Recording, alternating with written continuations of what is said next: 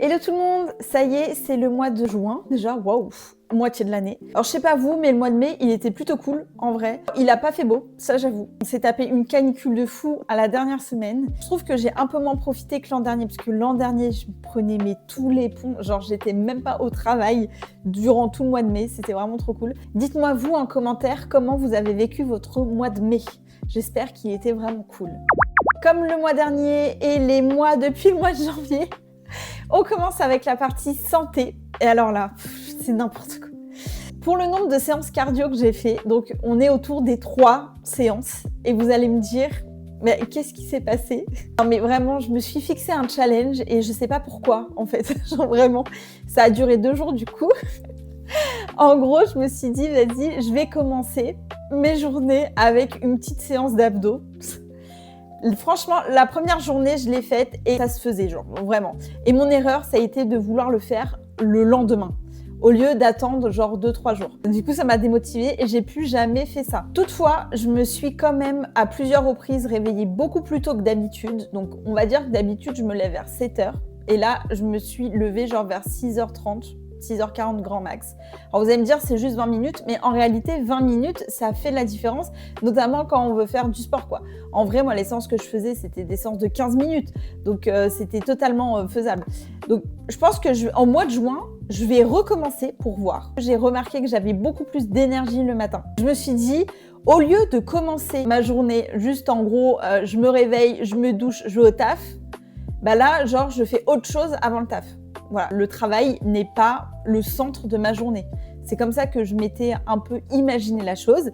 Et pour le coup, ça fonctionne. Par exemple, je m'étais levée plus tôt pour lire. Voilà. Et oui, ça a fonctionné. Mais le sport, c'est un peu plus délicat. Donc, il faut juste que je revoie un peu ma tambouille. Ensuite, j'ai fait 10 000 pas, 23 jours sur 31. Ce qui fait un pourcentage de 74%, ce qui est vraiment pas mal. J'ai dépassé les 300 000 pas sur le mois. C'est une folie. Donc, je me suis amusée à voir un peu ce que ça représente, quoi, 300 000 pas. Ça représente 215 km.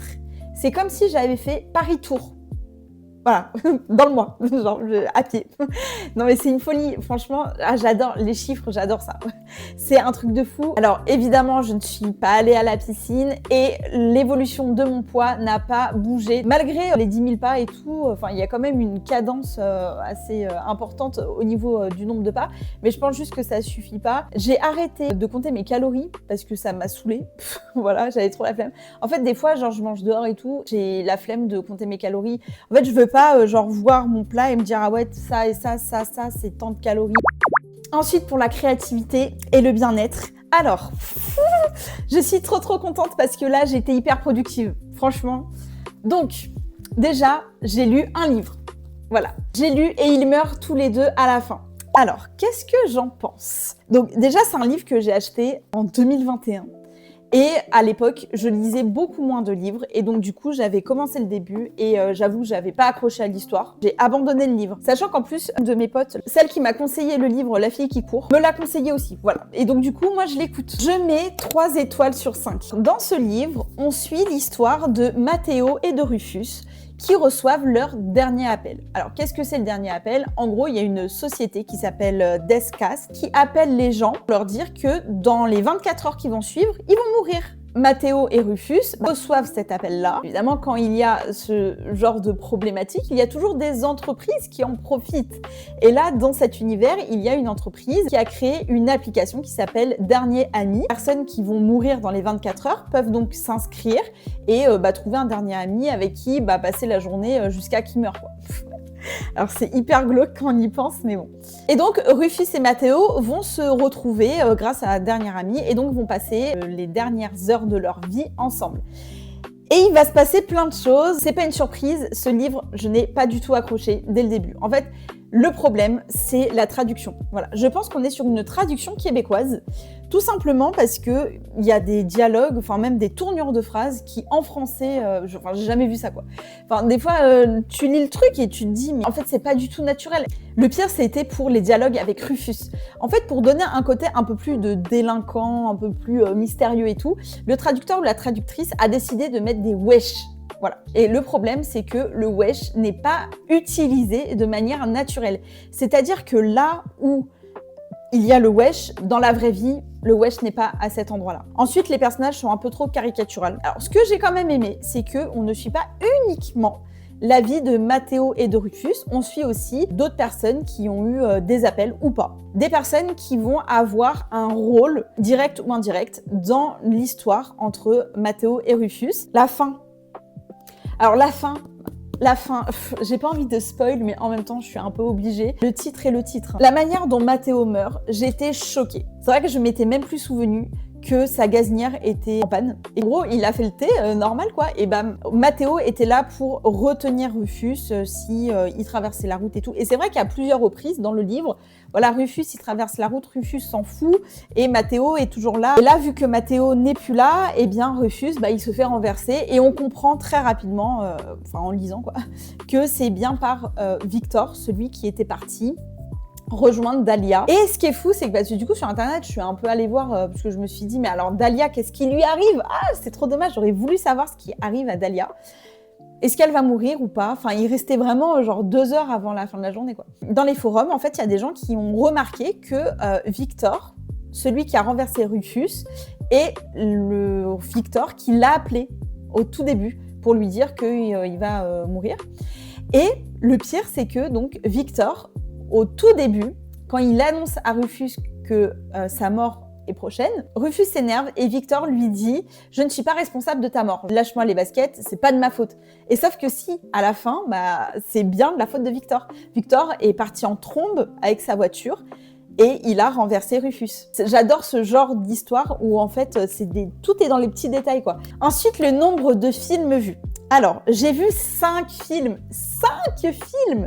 C'est une folie. J'ai vu le film T'as pas changé. C'est une comédie française. C'est l'histoire d'un groupe de potes qui sont amis depuis le lycée, donc depuis plus de 30 ans. Et il y en a un qui meurt. Et donc, ils vont... Enfin, je sais pas s'ils étaient vraiment potes au début, mais en tout cas, ils vont se revoir, se retrouver. Et ils vont également essayer de recontacter plein de gens du lycée pour faire une soirée des anciens, quoi. Donc c'était la bande de garçons connus. 30 ans après, disons qu'ils n'ont pas une carrière de fou. Ils vont vite se rendre compte qu'ils n'ont plus autant de charme qu'à l'époque et que maintenant ils sont un peu détestés par beaucoup de monde. J'ai mis 3 étoiles sur 5 parce que en soi j'en garde un bon souvenir, même si les acteurs, alors il y a des très bons acteurs, mais il y en a d'autres un peu moins. C'était plutôt drôle, mais en même temps ça manquait quand même de profondeur, encore une fois, avec les personnages. Mais la fin, elle est cool. On passe un bon moment, quoi. Voilà. Et en plus, il y a des guests qui sont vraiment pas mal, notamment Patricia Cass. Allô. Non, franchement, c'était cool. Ensuite, j'ai regardé L'homme qui rétrécit avec Jean Dujardin. J'ai mis 2 étoiles sur 5 parce que j'ai pas du tout aimé. L'histoire, en gros, c'est un mec, père de famille, etc., qui un jour remarque qu'il est en train de rétrécir. Et sauf qu'il rétrécit vraiment, c'est-à-dire qu'il devient même pas une fourmi, quoi, encore plus petit qu'une fourmi. Tout le long du film, on va un peu découvrir comment il s'en sort, quoi. Suivre quelqu'un qui est coincé dans une cave, ça a pas trop d'intérêt. Ensuite, j'ai vu Freaky Friday 2. Oh là là, j'ai trop aimé. J'ai mis 5 étoiles sur 5. Franchement, c'est parfait. J'ai eu ce que j'attendais, vraiment. J'avais l'impression d'être de nouveau dans les années 2000, à regarder des films comme ça, un peu good vibes, où il se passe un truc un peu fou.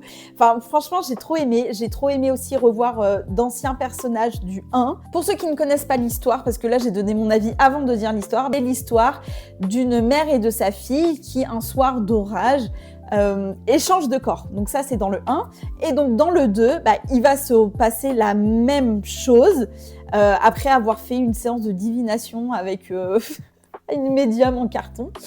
Sauf que là, elles sont 4. On retrouve toujours la mère et sa fille, mais sauf que la mère est devenue grand-mère, la fille est devenue maman, et du coup, elle a une fille, voilà. Donc les 4, en gros, c'est la grand-mère, la mère, la fille, et puis la belle-fille. Elles vont toutes s'échanger de corps.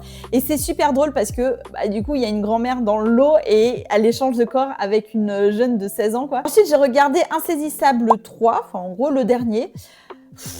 J'ai mis 3 étoiles sur 5, j'ai pas trop aimé, j'étais un peu déçue. Dans ce dernier film, en gros, il y a une nouvelle bande qui se forme et qui veulent un peu les remplacer, et sauf que non, c'est pas possible pour eux. Et donc, ils vont se reformer et voilà, il y a... Franchement, j'ai même pas retenu qui était le méchant, j'ai pas trop retenu. Tout ce que j'ai retenu, c'est que je suis trop déçue. C'était vraiment pas fou. Ce qui était aussi un peu décevant dans Insaisissable, c'est que ça se voyait trop qu'ils avaient utilisé beaucoup de CGI et donc les tours n'étaient pas du tout naturels. Enfin, en fait, ce que j'avais aimé dans le 1, c'est que on voyait pas trop les tours de passe-passe et il y avait pas non plus, dans mon souvenir, trop d'effets spéciaux et donc du coup on pouvait se dire ah ouais ils sont trop forts, c'est des vrais magiciens. Et sauf que là dans celui-là bon bah non, très clairement c'est même pas possible quoi. Dernier film c'est The Pursuit of Happiness avec Will Smith et j'ai mis 3 étoiles sur 5 parce que j'ai pas non plus adoré. C'est un mec qui est fauché et qui est avec une femme et son enfant et donc lui son métier c'est de vendre une sorte de scanner pour les médecins. Et sauf que ça, ça paye pas. Donc en gros, il s'est endetté, il en a acheté plein, il était censé les revendre, il n'y arrive pas. Étant beaucoup trop désespéré, il va postuler pour être dans un stage pour devenir courtier. Et alors lui, pour le coup, il s'en fout un peu d'être courtier. En fait, lui, tout ce qu'il lui faut, c'est de la thune. Et il sait qu'il est super fort avec les chiffres, il a une logique mathématique, il a réussi à faire des Rubik's Cubes et tout. Et donc du coup, il s'est dit, vas-y, ça, je peux le faire, etc. Et c'est fou parce que oui, en fait, il peut le faire, il peut être courtier, quoi. C'est un truc de fou, il a une intelligence de malade. Et c'est une histoire vraie, en plus. C'est pour ça que je mets pas moins d'étoiles, parce que c'est quand même honorable. Mais j'ai pas du tout eu d'émotion. Alors c'est sûr que c'est hyper triste, il dort à la rue et tout, il se fait quitter par sa femme. Et Will Smith joue hyper bien, mais vraiment quand il est là à pleurer, c'est une dinguerie, il joue vraiment trop bien. Mais l'histoire en elle-même, je l'ai pas trouvée incroyable. Voilà, je suis désolée. Je sais pas, peut-être que j'étais pas dans un mood pour ressentir des émotions. Parce que en soi, l'histoire elle est hyper triste. Mais je n'ai rien ressenti quoi. Et l'enfant, du coup, qui est le vrai enfant de Will Smith, donc Jaden Smith, j'ai pas trouvé qu'il jouait super bien. Mais en même temps, il a 5 ans. Donc faut pas non plus s'attendre. Mais bon voilà, le petit, il a été recruté parce que c'est le fils de Will Smith, c'est tout. En termes de séries, donc j'ai vu 3 séries. J'ai vu Malcolm. Je mets 3 étoiles sur 5. Alors Malcolm, bon, est-ce qu'il faut vraiment que je vous dise quelle est l'histoire de Malcolm? Franchement, bon alors là, ça, ceux qui connaissent pas l'histoire de Malcolm. Bon là, en gros, c'était un peu la dernière saison, enfin une saison en plus. Même pas une saison, c'est 4 épisodes en plus pour raconter un peu l'après, voilà. Alors j'étais plutôt contente, le premier épisode était assez drôle, mais après plus on avance dans les épisodes et moins c'est très drôle. C'est comme si en fait ça tirait en longueur sur un événement, l'anniversaire de mariage de Loïs et Al. Mais en même temps, je m'attendais à plus quoi. Et en fait, j'ai vu que non, il y avait que 4 épisodes et rien d'autre après. Et donc ça m'a laissé un peu sur la faim. Alors c'est sûr que c'est trop cool, on a revu plein de monde, vraiment ils ont réussi à revoir tous les personnages. Mais en même temps, ça m'a pas suffi quoi. En vrai, c'était beaucoup de fanservice et j'aurais aimé qu'il y ait moins de fanservice, mais une vraie histoire. Ça m'a laissé sur ma faim. J'ai vu Grey's Anatomy saison 12. Je viens de remarquer que je suis pas du tout à la saison 12. J'ai fini la saison 13. Bon, pour ceux qui veulent vraiment pas être spoil, là, il faut passer parce que je peux pas résumer la saison sans spoil, en fait, les autres saisons. Là, c'était la saison qui se déroule juste après la mort de Derek. Et pour le coup, c'était plutôt bien. Moi, j'ai vraiment aimé cette saison-là. Je trouve que Meredith, elle a bien évolué. Tous les personnages vont en soi bien évoluer. Je comprends les fans qui disent que après la mort de Derek, c'est beaucoup moins intéressant. Et c'est vrai qu'on sent une lenteur. Aussi, j'ai remarqué que les événements qui se passent, on les a déjà vécus. Toutefois, il faut pas être hypocrite. À la fin, les derniers épisodes avec Stéphanie, j'ai cru que j'allais m'effondrer. Franchement, j'ai tellement crié devant mon écran. Putain, Stéphanie, vas-y. Stéphanie, on y croit. On est à fond derrière toi. Non, franchement, là, pour le coup, cette fin de saison, elle est vraiment bien. Et enfin, la dernière série que j'ai regardée, c'est Recalé sur Netflix. Oh là là là là, j'ai tellement aimé. Alors franchement, j'ai mis 5 étoiles sur 5 parce que j'ai passé un moment de fou. C'était vraiment trop bien. En gros, c'est l'histoire d'un délinquant, voilà, qui fait plein de bêtises et tout. Pour éviter la prison, est envoyé dans un lycée pour faire la taupe pour la police, pour retrouver la fille d'un grand délinquant, du big boss de la délinquance. Et donc, il va se faire passer pour un prof alors qu'il n'a aucune qualification. Et pour le coup, c'était vraiment très drôle. Il y avait plein de références un peu aux clichés de l'éducation nationale. J'ai l'impression que ça a visé vraiment juste, quoi. C'était vraiment parfait. Alors évidemment, il y avait des clichés, bon, c'était un peu abusé, un peu poussé, mais les blagues, elles étaient quand même drôles. Alors le mois dernier, je vous parlais de mon fameux pantalon que j'ai fait à moitié. Là, cette fois-ci, ce mois-ci, j'ai tout découpé du coup. Je l'ai fait à moitié, certes, mais j'avais pas cousu la bonne partie, voilà. Donc là, j'ai tout enlevé et j'ai tout recousu avec ce type de tissu. C'est flou, voilà, ouais, avec des petits soleils pour un pyjama. J'ai cousu les 2 jambes, il manque plus qu'à tout assembler et ensuite à faire les finitions et à mettre un élastique. Pour les finitions, c'est tout simplement faire les ourlets, voilà. Donc en soi, il me reste même pas 1 heure de travail, hein. Il me reste pratiquement rien, genre 30 minutes je dirais. J'ai pas trop dessiné, voilà, j'ai même écrire dans mon agenda, j'ai pas trop fait. Va falloir que je refasse du collage et tout. Faudrait même tout simplement que j'aille en brocante, que j'achète des vieux magazines pour pouvoir découper et coller. J'adore le collage en fait, je trouve ça trop bien.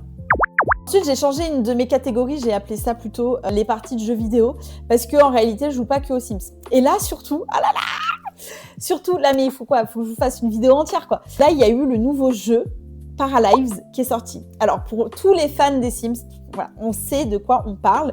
Pour les non-fans, en gros, c'est la nouvelle concurrence aux Sims. Malheureusement, mon PC est un PC de merde et le jeu tourne très très mal dessus. Donc là, l'un de mes objectifs en 2026, voire 27, c'est de me payer un nouveau PC qui soit un peu plus puissant pour pouvoir faire tourner ce type de jeu. Après, le Paralives, donc vous pouvez l'acheter sur Steam, mais c'est que la Early Access. C'est-à-dire que c'est pas le jeu fini. Donc c'est pour ça qu'il y a aussi beaucoup de bugs et tout ça. Mais pour le moment, pour ce que j'ai essayé, donc j'ai surtout fait le mode construction. C'est super, c'est génial. Il n'y a pas besoin d'utiliser BB Move Object comme dans les Sims. Non, non, il n'y a pas besoin de code. Voilà. Et c'est magique, c'est vraiment l'idéal.